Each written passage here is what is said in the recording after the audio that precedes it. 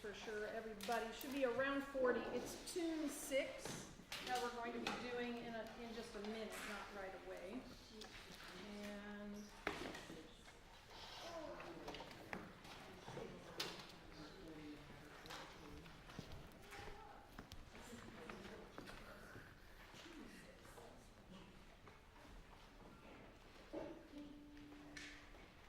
so I want to start just with the general advice about shifting that Paul Rolland gives.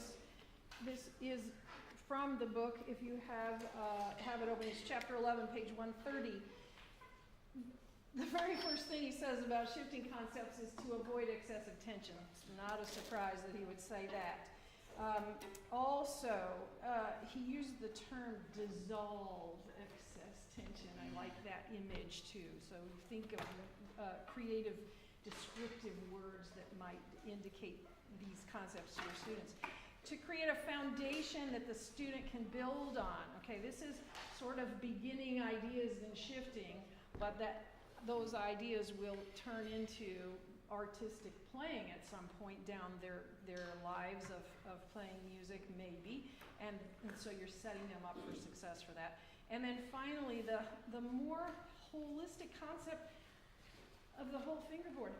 Do you know of a method, or a teacher even, who teaches the whole fingerboard in the first few lessons of a student's playing? Anybody? I've asked that question, I think never. I can't even remember somebody saying that. Rolland actually did it in such a way that it, as you know, the step-by-step thing of going from here, getting ready for Statue of Liberty with the hand here, over the signal dot, and sweeping up, getting the movement going, having the instrument here, and left arm swinging here. So we are already playing in a high position, 5th position, 4th position, something like that here. And then learning, as he said, how to control the instrument when you start moving around. And I think that's why method books don't do it. The concept, I think, philosophically is get them centered in the basic first position until they have better control over their instrument hold, and then start moving around, because if they move and they don't have this control, they can have a disaster. So dropping the instrument or almost dropping it. And so the idea of balance from the middle of the fingerboard solves the wrist problem, solves the left arm flexibility problem, and also helps them understand how they can move around first by holding here with their right hand. So do that with me. Will you just get your instrument up into, violins, viola, would you stand and do the sweeping of the foot? I think just to practice that a little bit more. Rest position is here. The right arm is down a little bit so that it can help by holding the button.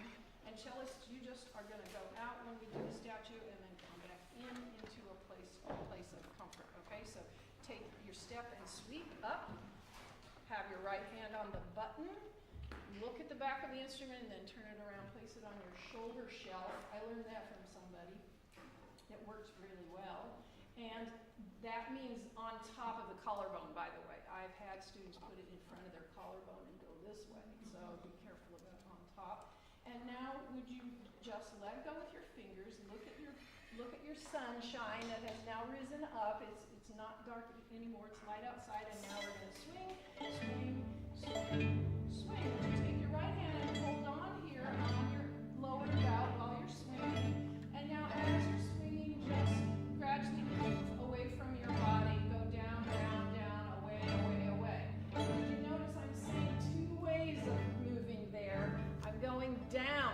This isn't downward to kids. This is outward. So I said go away from your body, but I also said down because I want them to start understanding that as a lower sound.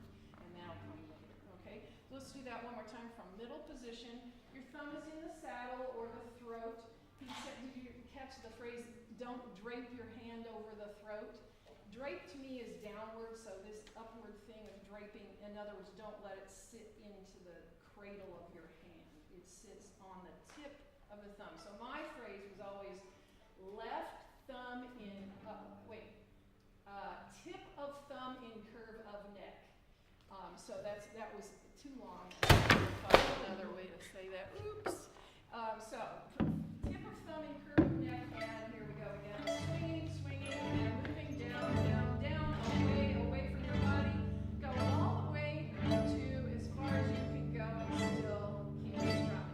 And stop. Okay, so at this point, I would say that students who have very weak pinkies can usually do that, even if it's weak. But if they're having so much trouble, and some younger students will, I will encourage them to use 3 and 4, and especially on the larger instruments. Okay, go ahead and sit down. While you're developing the whole shifting motion that we just practiced, which was shuttling from middle to low position, Rolland called first position low. And that's why I was saying go down, down, away from your body. And the low position idea is sound low and not low down by the floor low. So just to avoid confusion. But keep the entire body flexible. Keep the hand and forearm moving as a unit. You don't want to see wrist action in this movement. The wrist is actually pretty stable. It's flexible and comfortable, but it's not moving around in any of the ways the wrist can move. The left elbow is swinging as we did. The thumb and fingers should release off of the string, which they did. The thumb should move evenly with the left hand fingers. This action, you see my left hand fingers and my thumb are moving as a unit. They aren't doing weird things. He made this list because he must have seen all of these things go wrong in the students that he was working with at one point or another. And here's one that I want to emphasize more than all of these others. The speed of the shift, and this is for future when we start using the bow, is generally performed at the same speed as the bow is moving. Have you ever thought of it that way? Have you had teachers say that before? So if your shift is going this speed, your bow would be moving that same speed, whatever direction it is. If you're having to play like the last Gerl, how does he say his name? Gerla was playing. He was playing some pretty quick movement of notes. Therefore, his shifts had to be quicker. Therefore, his bow would be moving quicker. So that's a concept of principle of movement also. Getting the student and the instrument ready now is to mark that bass joint. We're not going to do it again, but you know where the magic X goes and where the line goes to begin doing some of the shuttle actions. So let's do this now. You can stay seated, have your instrument in playing position. This is not for cellos because we're going to start now by rubbing the X along the E string or A string side of the fingerboard. I always set it that way. Specifically in the pictures of what Rolland puts in the book, you would see it at the top of the fingerboard or even slightly under. I just said put it right by the E string. If it's a little too high of an elevation, we'll fix that later. So just to get the idea of how we're moving up and down the fingerboard. And then we're going to always keep in the first phase the support of the right hand here. We're going to go between middle and low position. So what is the term shuttle now? Rest your instrument for a second. Do you know what that means in Rolland's image? Do you want to say what that is? Why did you use? Do you want to? No. Okay. Does anybody want to say what he thought a shuttle would be? A shuttle is apparently a very common thing to use in Hungary, and then when he came to the U.S., he found shuttles also. Shuttle bus is the idea, and he realized too that kids know what buses are, and a shuttle moves you, and what it does is it starts in one place and it goes to another place. So that was the idea. So the term shuttle then became a shifting term, and what we'll do is shuttle from middle to low, middle to low, middle to low a lot before we later go into high, but we'll do all of those things right now. So shuttle position of middle going to low is plucking and doing it with various purposes of where the elbow will be. So let's go back into playing position, and cellos, you can join us with this one now. We're going to go into middle and just do your strumming all the way around, okay?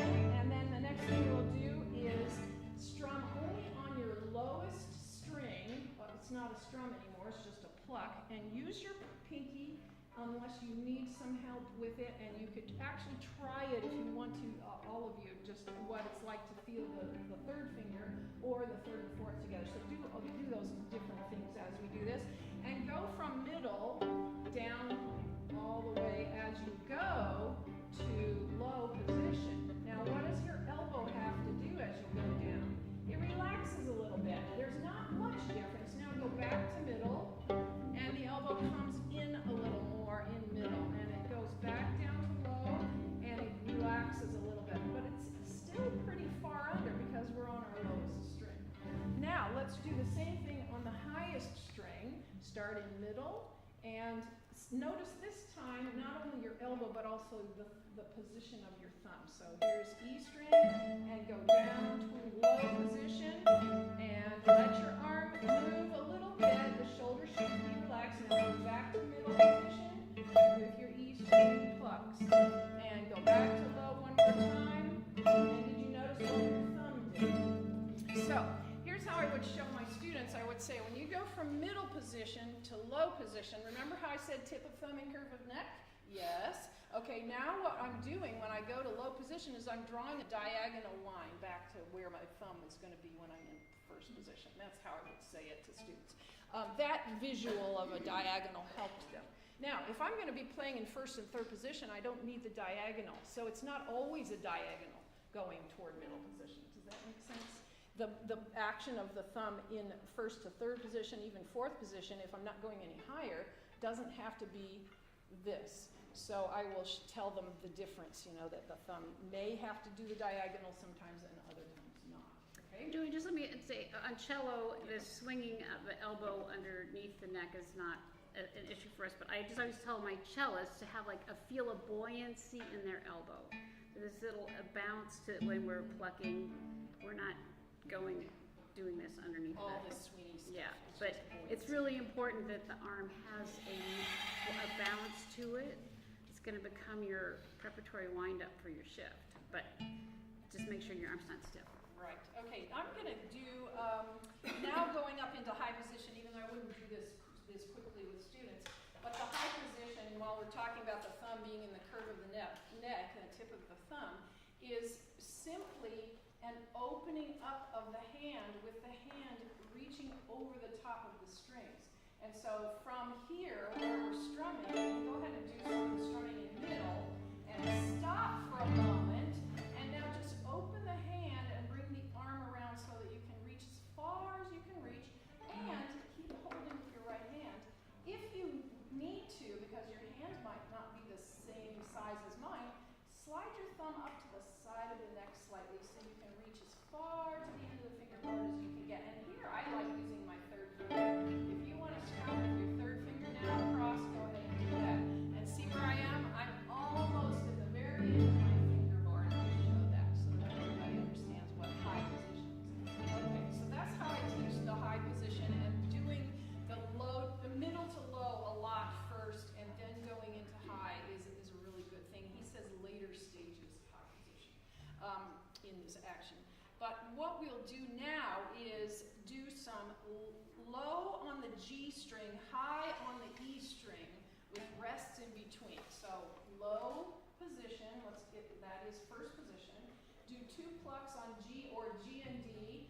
I always like to tell students just play a couple strings. Don't worry that if you're trying to do G and you accidentally get that, some kids are like, oh no, and then they forget what they're doing. And the whole idea is the shift. So G and D if you'd like, and C and G for cellos, and then we're going to do and bass E, and we're going to do 2 there, and then we're going to rest for 2. So now if you want to stay seated, that's fine, but do some movement on the 2 beats of rest. You decide what that movement is. It could be bouncing your instrument, it could be nodding your head, it could be raising your shoulders if you want, as long as they drop back down. It could be kicking your foot out twice. I don't care what it is, as long as I see you move 2 beats. Okay, so we're going to do low string on low position, and then we're going to rest for 2, and then we're going to do high strings on high position. I'm going to do 2 strings up in here, and always with the elbow swing. You see how many things you have to think about? Okay, here we go. Hold on here. Just say one thing, cello, we're not gonna go to the top of our yes. fingerboard. We're just gonna, as Joanne said, I think it's great to let the thumb swing to the side a little bit, but I would not go into what is our thumb position territory with a young kid. So this is sort of as high as you're gonna go in this exercise. And for that cellos. plucking will be third finger. Yeah, like third finger. You're gonna be kind of in the harmonic zone when you do that. And it's fine for the thumb to swing out of that saddle to the side, but don't let it lose contact with the neck. Okay, perfect. All right, so here we go. Low position, 2 strums. Here we go. Strum, strum, bend your knees or something. High position, back to low. 1, 2, hold on with your right hand. You don't want any instruments flying around. And one more time. Low, low, and high. That shoulder relaxed. Now that's the easy way. Here comes the hard way.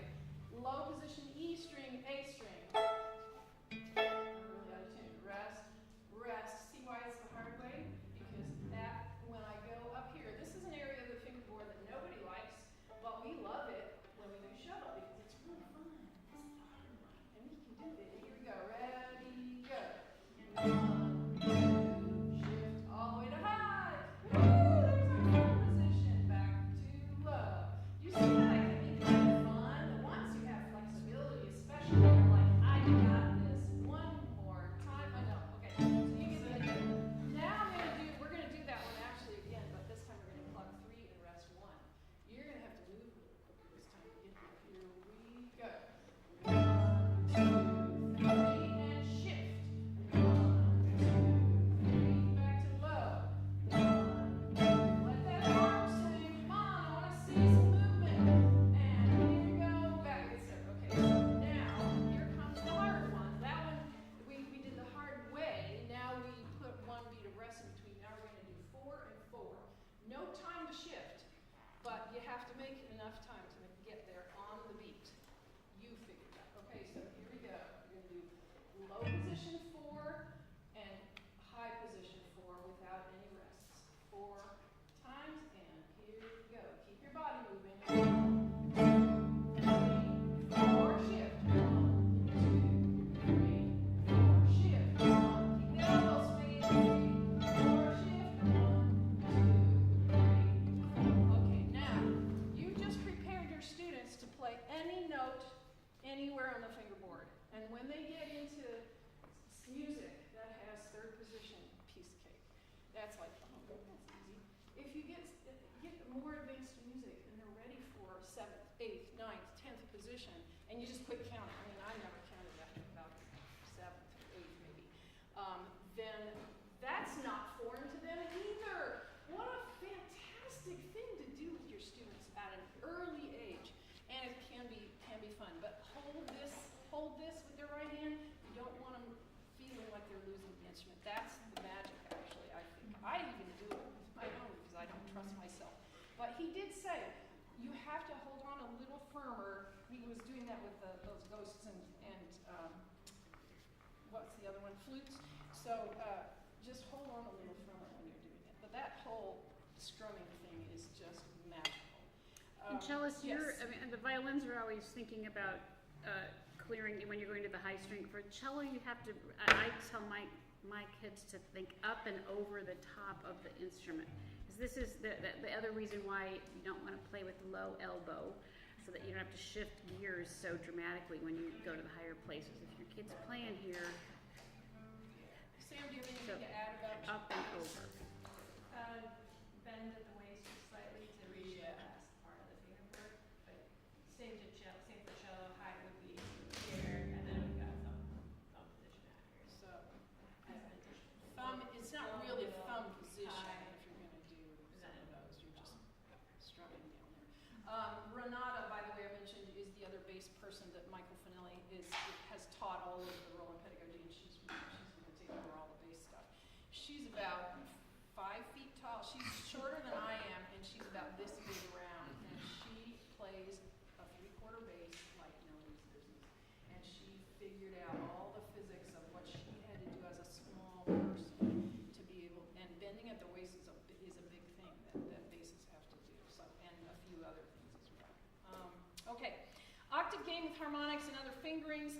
Let's do Cradle Song in the New Tunes book, and Cradle Song is Number 11. thank you. It's, Number 11. it's song number 11. Okay, There and are this, like 4 versions of it in the cello, but we're going to play the one on, it's the harmonic version, cellos. and everybody, find the harmonic version of Cradle Song. For cellos, it's a separate page, and for the violins and violas, I think it's at the bottom. It shows you the harmonic fingering. Are you seeing it? There are 3 pages of Cradle Song in the book, and we're going to play the second page of Cradle Song. It's in 3rd position.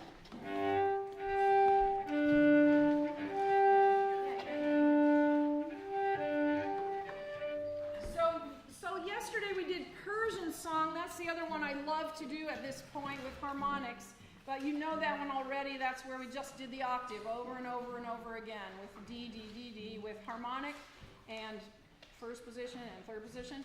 This one is another possibility for you when you get to a point where students understand where the harmonic is, to add a few other notes to it. And it's a lovely tune that actually lots of the Rolland people are using for this shifting idea. Okay, so let's, is everybody good? It's number 11 in the book.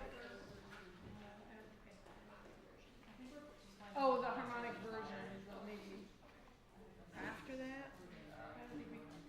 Oh, did we not copy it? Is it there?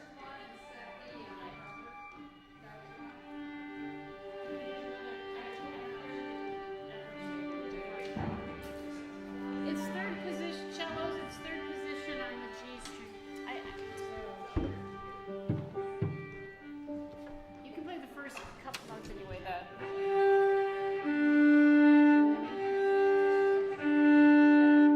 where, okay, and then,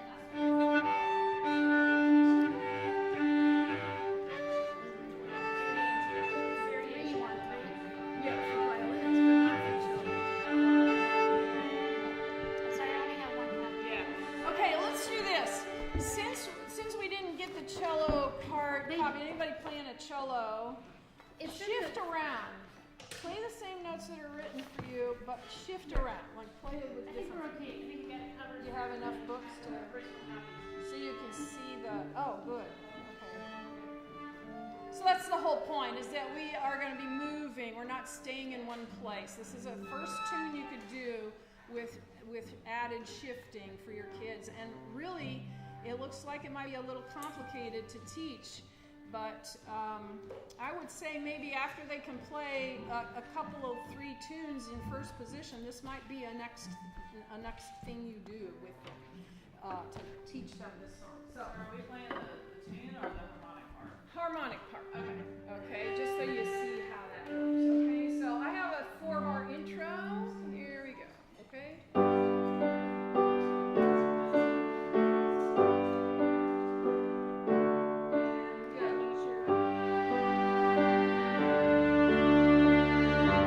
Bilateral motion. Sit still in your chair.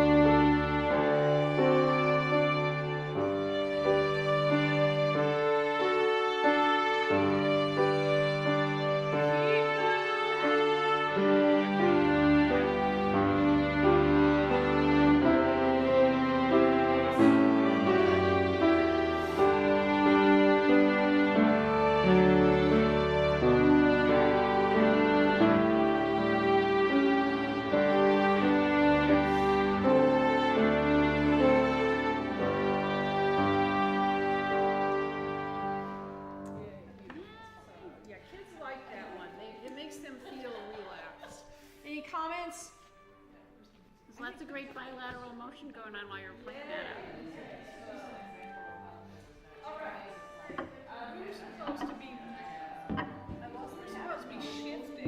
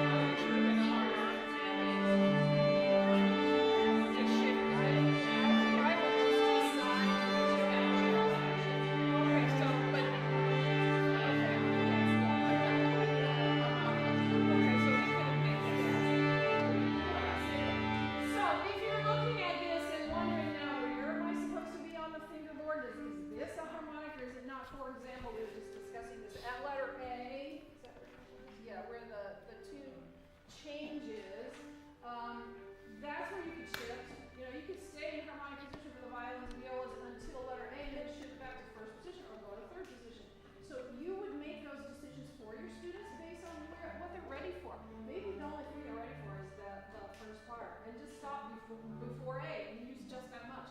I would just design that and make those decisions based on who my students are and what I'm introducing them to at the time, and then maybe a performance down the road. Maybe I want them to do a whole lot of things. So then you just work on little bits at a time.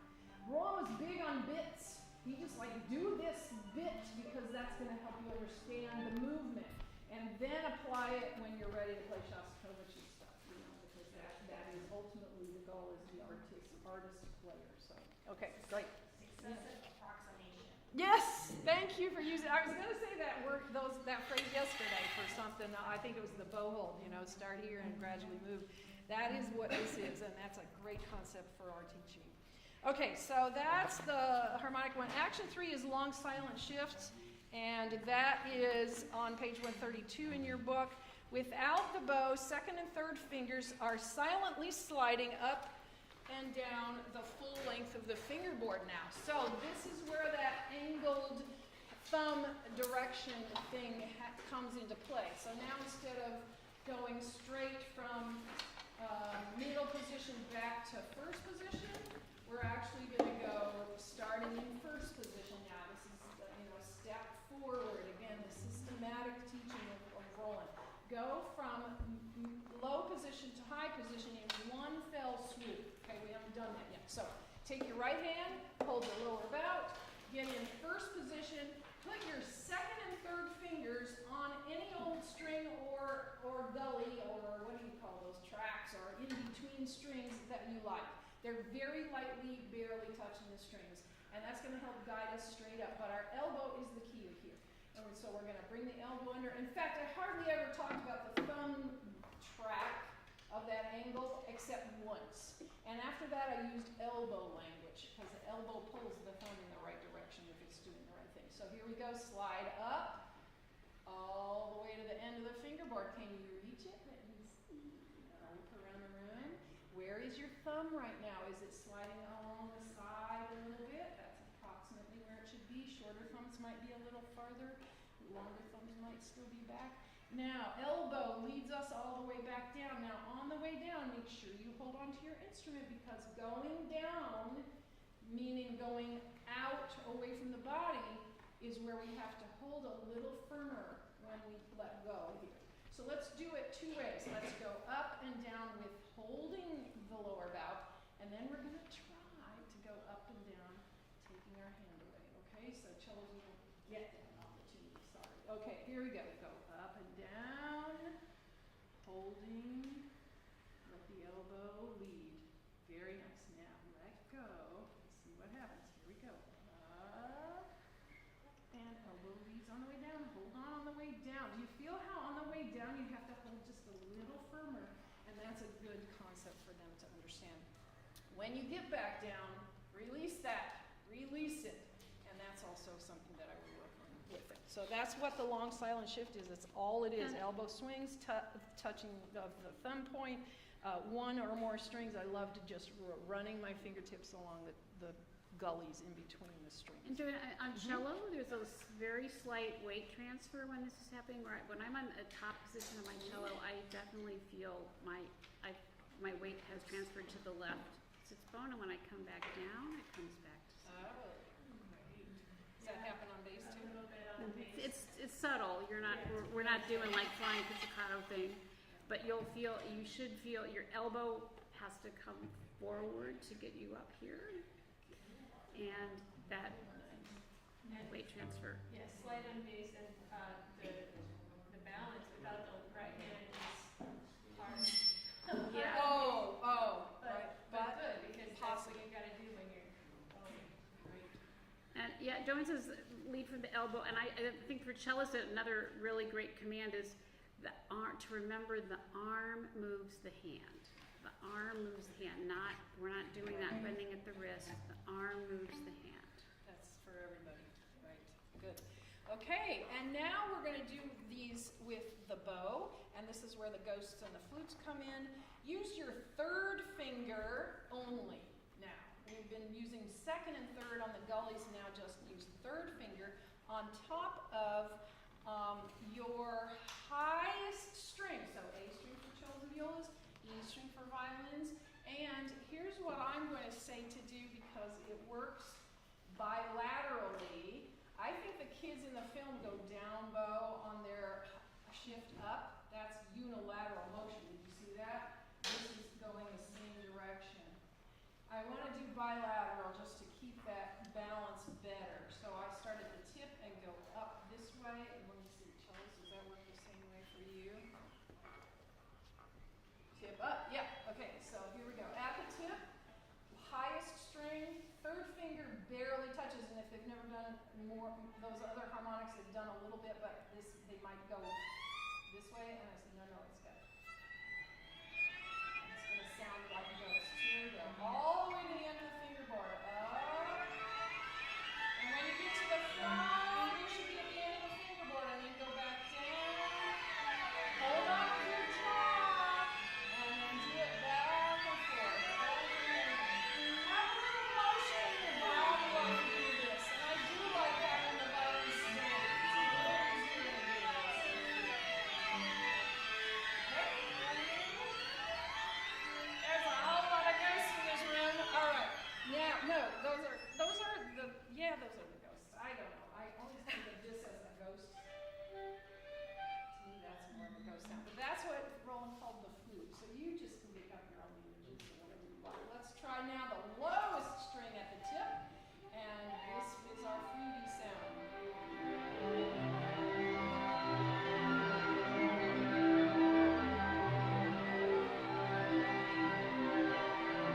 Remember to open your hand when you get to the top of the fingerboard and show us you can do it to the end with your thumb just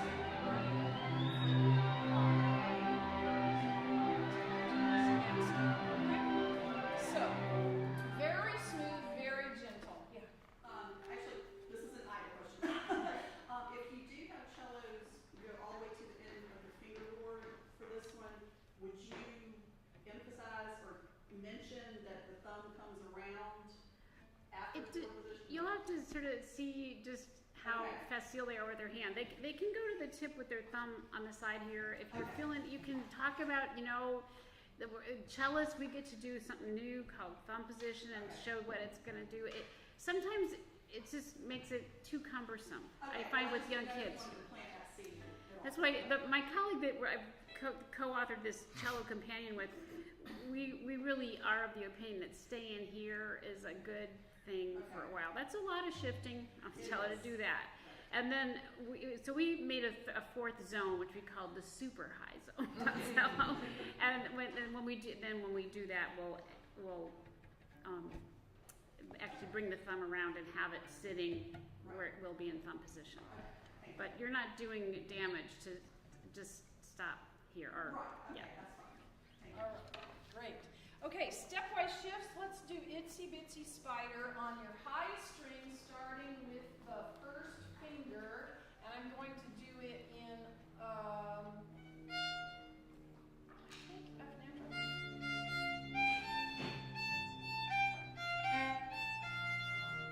And So Charles, we're going to start on C.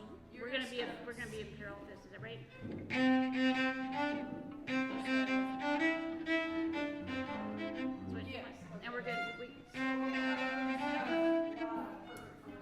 Okay, so play that little tune with me, and then after we do that, we're going to do, with the first finger down, we're plucking with the fourth finger, and then we're going up one whole Oh. step, and then we're All going to that in do one it again. position. And then we'll do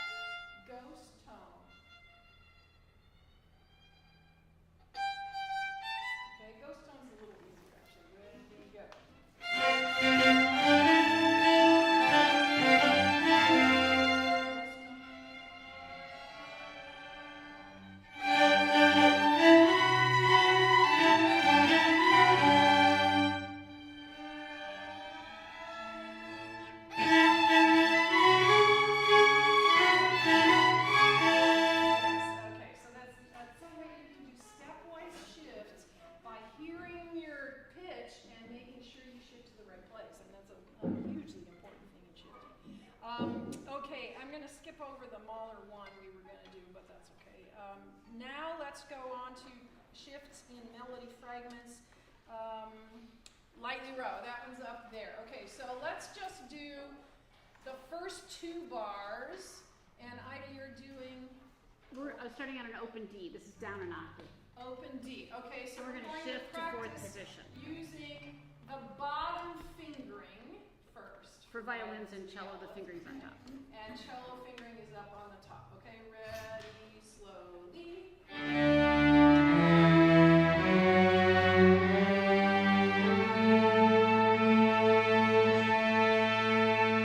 now go backwards. Ready, go. Start with a half note.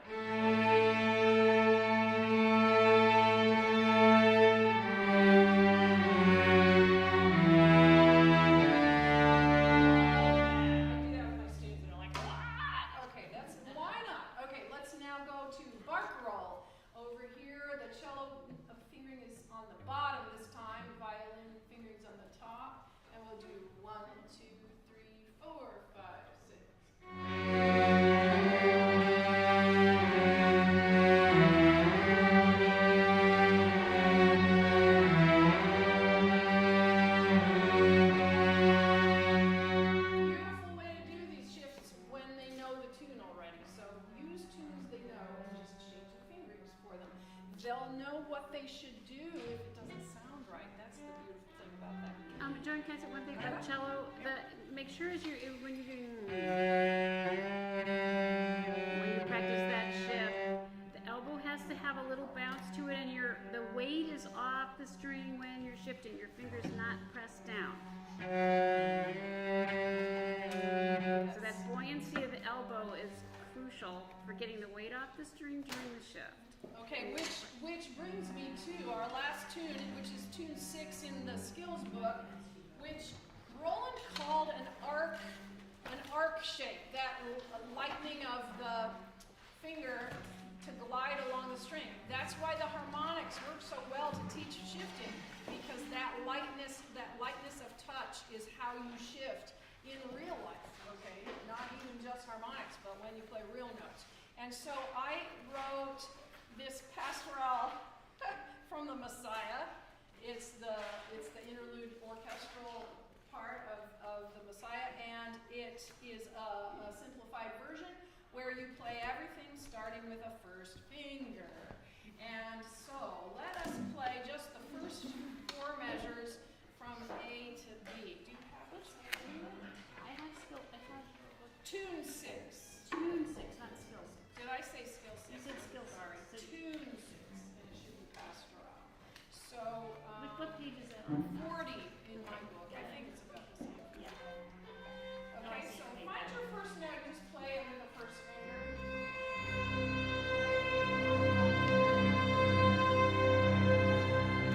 Now, before we play it, can you just read silently really fast what it says in the box?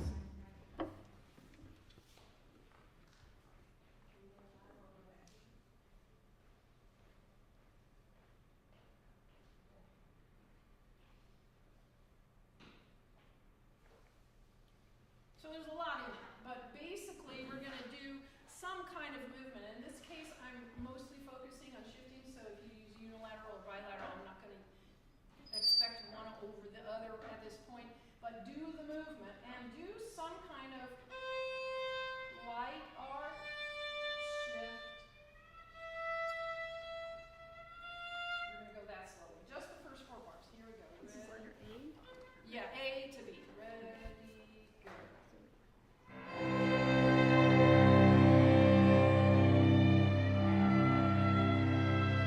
Oh my goodness, stop. I forgot that this was in parts. This is so beautiful. Oh yeah, okay, so if you're using whole notes, you're probably going to have to change the bow halfway through at this slow tempo. So let's You're just... playing quarter. The We're violins are playing playing quarter notes. Okay, So if we you're don't playing have the score. whole notes... Wait, where do you have notes that are... At letter D. Letter what?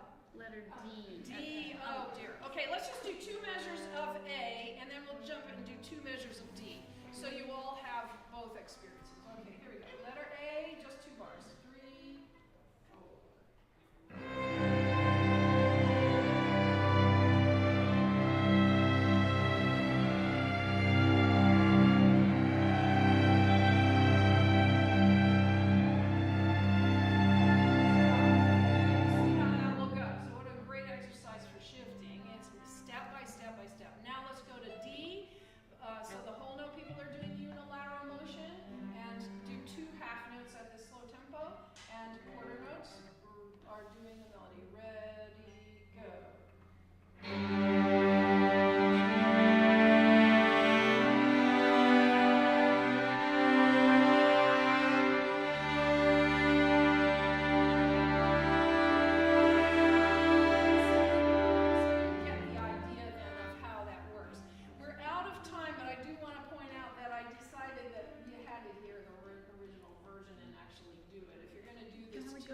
12:15, so we're not out of time Oh, yet. we're Yeah. not out. No, we're not out of time. No, it's 11 o'clock. Oh, I'm in the wrong hour. Yeah. Okay, we are out of time.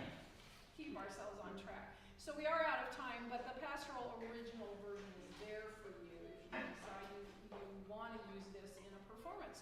So not all of these are performable tunes, like that shifting thing. I wouldn't necessarily do unless it's a demo concert, which might be shifting explanation to